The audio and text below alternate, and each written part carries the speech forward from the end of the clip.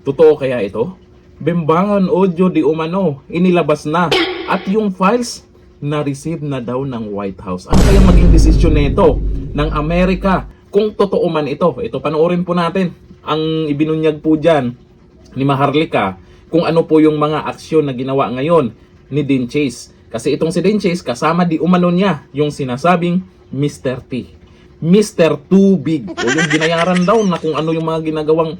Nako, ewan ko lang kung totoo ito. Pero depende sa inyo kung naniniwala kayo. Pero ito pinaliwanag naman ni Maharlika at di umano ay na-receive na ng White House. Nako, ito ang video. Sabi ni Dean sana, so far sinabit niya sa White House. Okay, pwede ka kasi mag-email dito, no? Sa Amerika, i-email mo. Baka nga pinagpapiyastahan na nila, mo kadiri, yung orgy nitong mag-asawang Bangag at ni Mr. Tubig. Ay, na-notify na sila through email na na-receive na government ng Amerika yung kanyang Senado. At hindi yan one time na yung mabuti.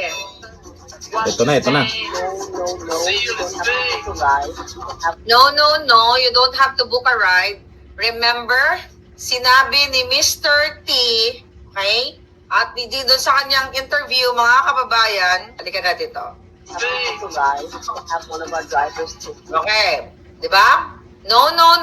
Alam mo, kilala ko kasi si Satanas.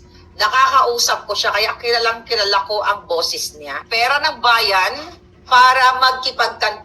Ayan, buong na word yan. Sa mga ganyang klaseng event.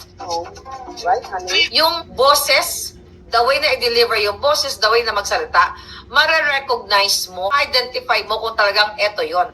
Wala pang video, although, ayan ang mukha ni Satanas, di ba? Pati yung pananalita niya, this is very New York dugyot. Okay, money is not an issue. Alright? Kasi gusto na umuwi ni Mr. Tubig. Just stay. We'll have fun. And this is very Bangag's voice. Nako. Ilang beses ko na nakaharap si Bangag. Alright? Personal, hindi lang napapanood. Ilang beses na, and this is very Bangag's voice. Yes, ayan, may binanggit yung pangalan. Your pay will be as handsome as you. Okay? Ano sabi niya? She called him by his name, had to sleep. Okay, blip it, sabi ni Dean.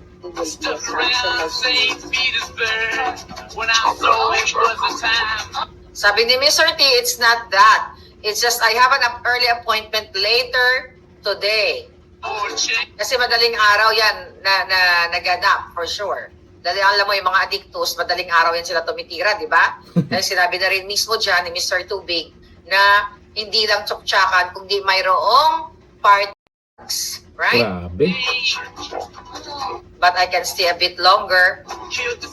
Okay, so ayan ang mga kababayan, yan yung bago ngayon. Mga kababayan, ito ay public interest.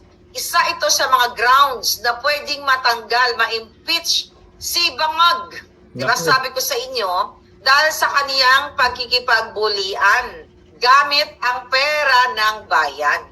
Dapat managot sila oras. Kaya nga challenge sila ni Dean. Challenge namin sila.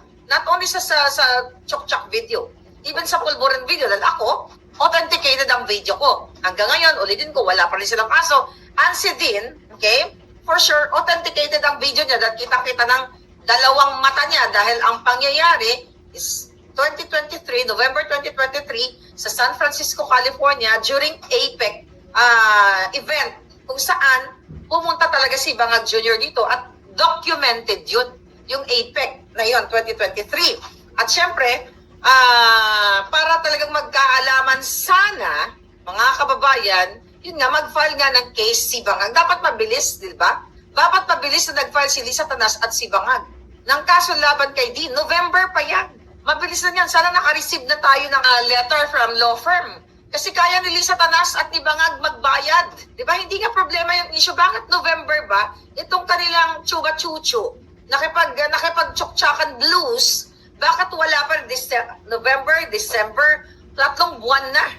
Mabilis na yan. Kung hindi, Tingin nyo, totoo kaya yan? Authenticated daw eh. Yung tungkol naman dati sa yung Pulburon video, ito sila Maharlika yung mga naglabas niyan eh. May nanagot ba nun? May kinasuhan ba? Totoo kaya ang sinasabi ni Maharlika? Wala, hindi naman sila kinasuhan. At ito namang maselan na audio leak na inilabas ni Dean Chase ay hindi din daw kinasuhan. Baka hindi lang sila pinatulan sa inilabas nila, pero maselan yan eh. May mga nagsabi na hindi sila kinasuhan kasi baka totoo naman. Ano kaya sa tingin nyo? Itong mga nilabas nila Maharlika at Dean Chase. Kung hindi totoo yan, bakit ipinasa pa nila sa White House? Bakit kailangang iparating pa sa Amerika yung kopya ng audio leak na yan? Mr. T? Mr. Tubig? Totoo kaya yan? Comment tayo dyan. Hanggang dito na lang. Thank you. Bye-bye.